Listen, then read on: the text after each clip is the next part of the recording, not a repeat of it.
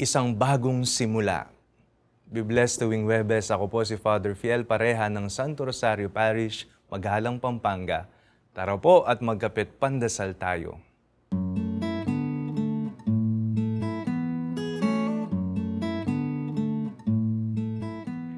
May mga tao na natatakot sumubok muli dahil sa isang masakit na karanasan ng kahapon. Mayroon sa atin na ayaw ng magsimulang muli. Baka bumalik lamang sa dating karanasan o kaya naman ay mabigo. Wika nga ng iilan, mahirap ang magsimulang muli lalo na kung ikaw ay takot o kaya naman ay walang ipagsisimulang yaman at lakas ng loob. Ang karanasan ni Noe sa aklat ng Henesis ay isang saksi na kung may mga bagay na ang bawat katapusan ay hudyat ng isang bagong panimula, bagong buhay, pag-asa at pagpapatuloy.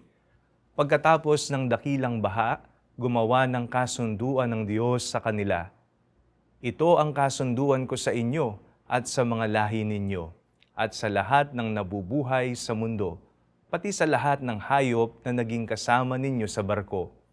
Hindi ko na muling lilipulin ang lahat ng nabubuhay sa pamamagitan ng baha, at wala ng baha na mangyayari para malipol ang mundo.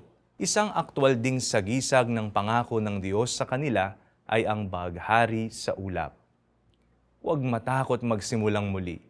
Bumangon tayo at harapin ang isang bagong bukas, tigib sa pag-asang sa Diyos lamang natin matatagpuan. Kung magsara ang ibang pinto para sa atin, mas marami namang pinto ang bubuksan para sa atin ng Diyos, sapagkat Siya ay isang Diyos ng pag-asa at bagong simula. Huwag mong kalimutang dalhin ng Diyos sa bawat yugto ng iyong buhay.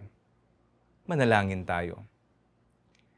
Panginoon, huwag nawa kaming sumuko sa buhay.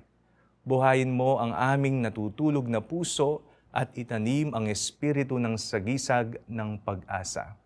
Amen.